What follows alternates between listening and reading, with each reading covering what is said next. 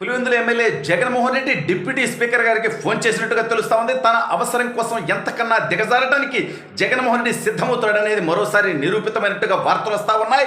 ఆనాటి YSR Congress party MP, నేటి ఉండి ఎమ్మెల్యే, డిప్యూటీ స్పీకర్ రఘురామకృష్ణరాజు గారి పాదాక్రాంతం అవడానికి జగన్మోహన్ రెడ్డి సిద్ధమైపోయినట్టుగా తెలుస్తా ఉంది. అసలు ఇంతకీ ఏం జరిగిందనేది ఈ వీడియోలో వివరించబోయే ముందుగా ఇప్పటివరకు మన ఛానల్ సబ్స్క్రైబ్ చేయని వాళ్ళు ఖచ్చితంగా సబ్స్క్రైబ్ చేయండి. ఇక విషయానికి వస్తే, జగన్మోహన్ రెడ్డి అనేటువంటి పులకేసి గత 5 సంవత్సరాలు హింసించే రాజు 23వ పులకేసిలాగా ఏం చేస్తున్నాడో తెలియకుండా తన తప్పుల్ని ప్రశ్నిస్తే, ఎదిరిస్తే ఇతను ఒక నిరంకుశత్వవాదిలాగా ప్రజాస్వామ్యాన్ని తొంగలో తొక్కి అందరినీ బంధించి చిత్రహింసలకు గురి చేసినటువంటి విషయం అందరికీ తెలిసి ఇతని గురించి నేను కొత్తగా వివరించి చెప్పక్కర్లే. అయితే అందులో ఈ స్వతంత్ర భారత చరిత్రలో ఒక మెంబర్ ఆఫ్ పార్లమెంట్ మీద 3rd డిగ్రీ ప్రయోగించడం అనేటువంటి దౌర్భాగ్యం మొట్టమొదటిసారి దిగజారినటువంటి వ్యక్తి జగన్మోహన్ రెడ్డి అనేటువంటి నికృష్టుడు, ఈగోయిస్టు, శాడిస్టు, ఫ్యాక్షనిస్టు.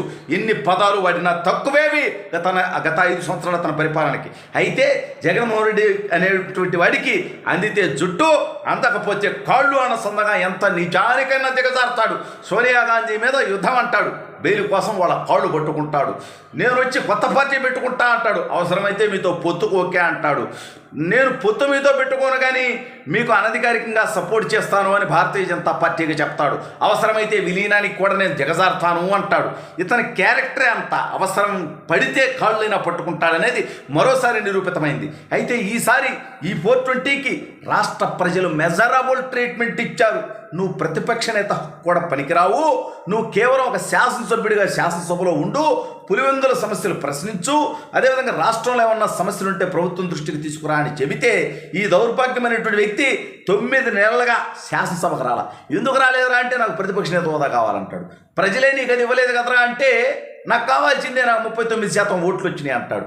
ఓరి నీ పాసు కాల 39 కాదురా నాయన, ఒకవేళ నీకు 49% వచ్చినా, అధికారంలో ఉన్న వాళ్ళకి 51% వచ్చినా, నీకు కనుక సరిపడా సీట్లు రాకపోతే ఎవరో లోక్సభలో కూడా గత 10 సంవత్సరాలు 2014లో కానీ 2019లో కానీ కాంగ్రెస్ పార్టీకి సింగిల్గా 55 లోక్సభ స్థానాలు రాలేదు కాబట్టి అక్కడ ప్రతిపక్ష నేత లేడు.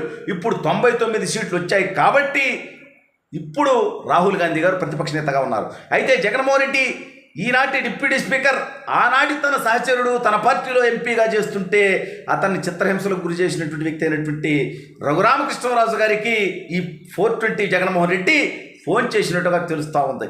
దేనికయ్యా అంటే ఈ మధ్య ఆయన ఒక బాంబు వేల్చాడు. ఇతను 60 రోజులు అసెంబ్లీకి రాకపోతే డిస్క్వాలిఫై చేసేస్తా, పులివెందులకు ఉప ఎన్నికలు వస్తాయి అనే విధంగా చెప్పడం జరిగింది. అయితే దీనిపై సాధ్యాసాధ్యాలని న్యాయ నిపుణులతో మాట్లాడినటువంటి జగన్మోహన్ రెడ్డి ఇది కనుక ఖాళీ అయితే ఇప్పుడు మళ్ళీ ఉప ఎన్నికలు వస్తే మళ్ళీ పులివెందుల్లో ఈసారి నన్ను సొంత నియోజకవర్గంలో ఓడించేటట్టున్నారు ప్రజలు. ఏరా బుద్ధిమాలలోడా, మళ్ళీ గెలిస్తే కూడా నీకేం ప్రతిపక్ష నేత హోదా రాదు. ఒకవేళ పులివెందులో గెలిచావనుకున్నావు ఎమ్మెల్యేగా బై ఎలక్షన్ వచ్చి, అప్పుడు కూడా నీకు 11 సీట్లే ఉంటాయి, నువ్వేమో అసెంబ్లీకి పోవు, మరి నీకెందుకు వేయాలి ఓటు అనేటువంటి ఆలోచనతో పులివెందుల ప్రజలు చైతన్యవంతమై జగన్మోహన్ రెడ్డిని ఓడగొడితే తను బతుకేమవుద్ది, ఇక శాశ్వతంగా రాజకీయ సమాధి అవుద్ది. ఈ టెన్షన్తో, ఈ బాధతో, ఈ ఆలోచనతో నీకు దండం పెడతాటండి. ఏం చేయబాక, నువ్వు టెక్నికల్గా ఏదో ఒక లాజిక్ వదులు అంటే నేను వదలరా స్వామి, నీలాంటి 420కి ఒక్కసారి అవకాశం ఇవ్వటమే తప్పు, మరోసారి అవకాశం ఇచ్చేటువంటి ప్రయత్నం నేను చేయను.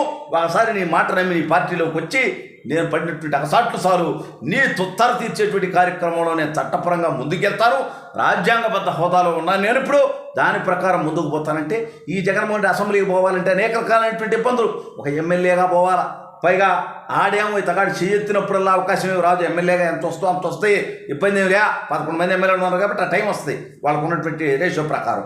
పైగా ఈ జగన్మోహన్ రెడ్డి ఎవరినైతే చిత్రహింసలకు గురి చేశాడు, ఎవరినైతే అనేక ఇబ్బందులకు గురి చేశాడో, 5 సంవత్సరాలు రాష్ట్రానికి రాకుండా చేశాడో, ఆ వ్యక్తి ఒకవేళ స్పీకర్ స్థానంలో కూర్చుంటే అధ్యక్ష అని ఆయన్ని పిలవాలి.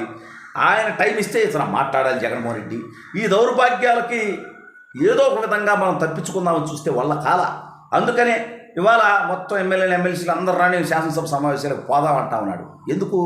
ఎన్నాళ్ళు రానిటివే, మడ తప్పితివే అంటే ఇప్పుడు అంటాడు. మళ్ళీ ఏం చెప్తాడంటే అవసరమైతే నేను ప్రజా సమస్యల గురించి పోరాటానికి వచ్చాను అంటాడు. అంటే ఇన్నాళ్ళు ప్రజా సమస్యలు లేవా అంటే ఇన్నాళ్ళు నువ్వు చెప్పింది అబద్ధమా? ఉన్నాయని నువ్వు చెప్పావు కదా ఇప్పుడు దాకా అంటే లేవని అర్థమా? లేదు, ఈ దౌర్భాగ్యుడు ఇంకో పని చేస్తాడు, పోయి సంతకం పెట్టేసి వచ్చేస్తాడు. అంటే నువ్వు అసెంబ్లీకి రానంటివి, మళ్ళీ ఎమ్మెల్యేకి ఉప ఎన్నికలు వస్తాయంటే మాత్రం భయపడి వచ్చేస్తా. ఇదేనా నీ బతుకు? నీకేనా పులి సింహం అది ఇది అని చెప్పి ఎలివేషన్లు ఇచ్చేది నీకేనా? ఎందుకు నీకు ఎలివేషన్లు? నిజంగా దమ్ముంటే నువ్వు రానంటే రాకుండా ఉండాలి. అసలు రమ్మని మేము పిలిచాం, అది వేరే విషయం. నువ్వు రానున్నావు కదా, సరే ఇవాళ కూడా ఉప ఎన్నికలు వస్తే ఓడిపోతా అనేటువంటి భయంతో వస్తాం. లేదా గవర్నర్ ప్రసంగం స్టార్ట్ అయ్యేదాకా ఉంటావు, కాసేపు జరగనిస్తావు, ఇదంతా దుర్మార్గంగా ఉంది, నాకు నచ్చలేదు అందుకని బాయ్కాట్ చేస్తున్నాను పోతావు. ఇంతకు మించి నువ్వు అసెంబ్లీకి వచ్చి ప్రజా సమస్యలు చర్చించేటువంటి దమ్ము ధైర్యం ఉంటే దమ్ముగా వచ్చి అసెంబ్లీలో నిలబడి జగన్